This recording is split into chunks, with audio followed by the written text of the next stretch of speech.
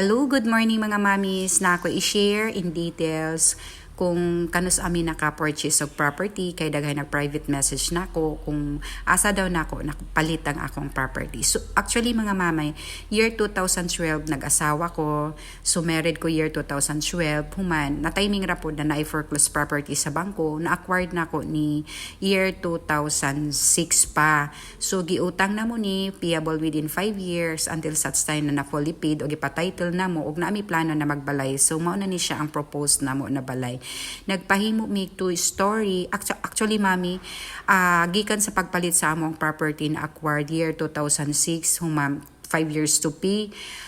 Amo pa tong giisipan mami kung mag-ipon mi og kwarta aron makabuild mi og balay. So thankful mi, thank you Lord with the guidance kanang gihatag ang favor sa Ginoo sa amoa. So mo ning nakabuild jud mig balay, proposed to story house.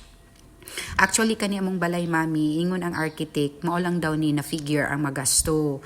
So wala mi nag-expect mami na ang katudeng gisulti na figure sa architect wala pa day mag-stop didto. So na ang among gina-expect na figure na inana ang gasto midako pa jud mami kay ni pag-abot sa time na continuous ang construction, di man day nato mahibawan ang inflation sa mga pamaliton na nagtaas man day ang mga bakal, semento, ug tanan pa mami kay ang paghimo man day balay mami pag ma-build na nimo ning balay mahalublakan na, ma-finishingan na, dili pa man day mag-stop dira mami na apay kitchen, lababo, tiles, kisami. So dili mag-stop pa mami. Dako pa na apay mga doors, window, glass, gate. So daghan pa kaayo mami. Kabalo ka mami dili gay day lali magpahimo og balay. So maunang katong time na naipon namo mami not enough ra di ay morning ang among balay dugay jud siya natapos around 2 years wala pa jud siya natapos mami kay pag naami fan amo siyang ginapadayon pag gulay fan nag-stop pod mi sa amo ang construction. So inana kalisod mag-build og balay but wala again gihapon mi nag-stop sa amo ang dream o giubanan sa pag-ampo kanunay sa Ginoo until such time na nahuman ra jud ang amo ang balay mami. So imagino nato mami ang ginahatag na figure. Wagi ko nagtuon na ingon ana, assuming lang nato mami no, ang figure sa architect dapat mahuman ang imong balay tanan 5 million. Dili data mag-stop dito mami kay ngano kung mogasto ka og 5 million man ang labor day mami sa pagkonstruct nagikan pagsugod hantod paghuman. Imagino na nimo mami ang labor arang kamahal. So kung 5 million mami ang labor ana mag times 2 pa. So grabe ang gasto sa pagpahimo og sa balay. But before anything else, basta maningkamot ta. So ingon ana ang mag-build og balay, dili jud di ay siya basta-basta magpapanday og balay kung wala jud ta enough na budget. But maulagi na mami sa amo ang part gihinay-hinayan lang na mo construct ang amo ang balay until such time na natapos.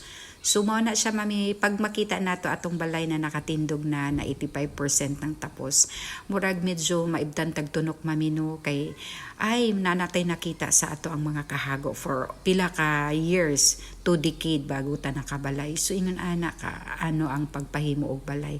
So tanan kita no nagawish pud bayata na tana makabalay ta og kanana ang dako naapoy uban na magwish lang na makabalay lang og tama-tama pero kita manggod mami kanya-kanya manggod tang mga pangarap o mga dreams sa atong kinabuhi. So kung ikaw kung unsa imong pangarap maura pud na siya. So dili na to maputan ang atong pangarap sa isag-isa ka nato mami no. Kaya ako para sa ako dati pa suuna kay simpre pobre lang baya pud mami. So nag-dream jud ko na so kung mag-asawa ko Lord kay specific man gid ko mag-pray tani Lord makabalay ko og dako kanang dili ingon ani parehaan na ani among balay na naami sa Ilaya. So hinaoton ta Lord pag ako ang mag-asawa giyahan ko bunbunan ko nimo grasya o makabalay pud kog ingon ani. So kabalo ka mami gumikan sa akong prayer. So na-build jud na ko ang akong house na akong ginapangarap uban ako ang husband.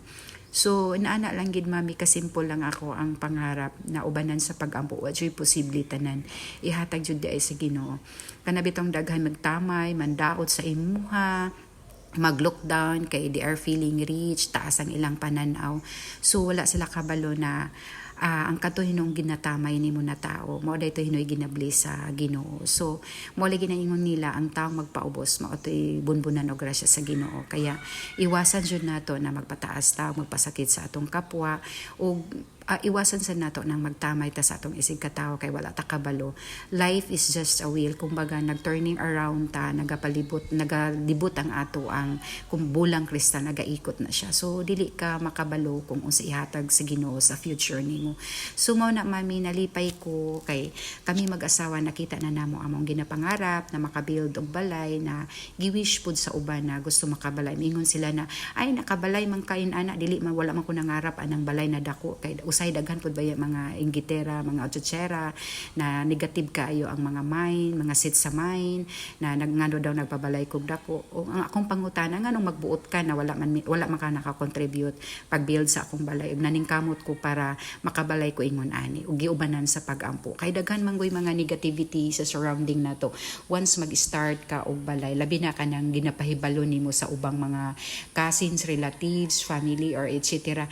Kay kana sila mao na sila nagahatag og mga negative comments. So mga friends, depende lang kung kinsa tong dili mga plastic na tinuod happy na naka-achieve ka sa imong kinabuhi. But more on that, daghay mga taong sakit sa dughan nga nakabuild ka ana. Mag-question sila nganong nakabuild ka ingon ana kadako na ubanan sa ilang inggit, silos, ana baya jud ng mga tao. Wala ba jud perfecto ng mga tao. Naa jud nay mga comment masulti sa imong halabi na daghan kay na-achieve sa imong kinabuhi.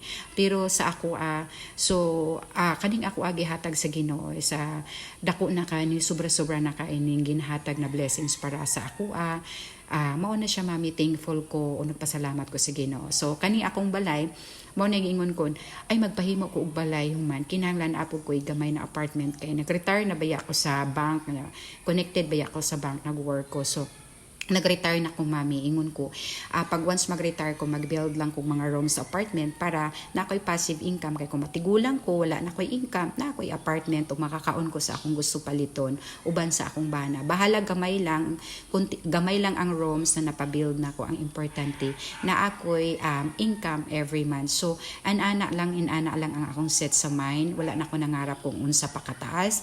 Ang akong gusto is na lang ko'y income, passive income na bisag di na ako mag-work, makakaon gihapon ko. So finally, thank you Lord. So mao na ni ipakita nako akong balay, dili ingon nagipanghambog nako. So mao ni siya nahuman na jud sa kadaghan-daghan nagatamay, nagadaot, naga-question dinha kay gumikan sa ilang inggit ana. So wala na ko nag-revenge sa ilahang mga unsang mga sulti na negative surround sa ako. Basta ang importante wala ko nangayo, wala ko nangamhag sa inyo pagpahimo og balay, wala ko nangutang, ako ra ginahinayan until such time na nahuman akong balay.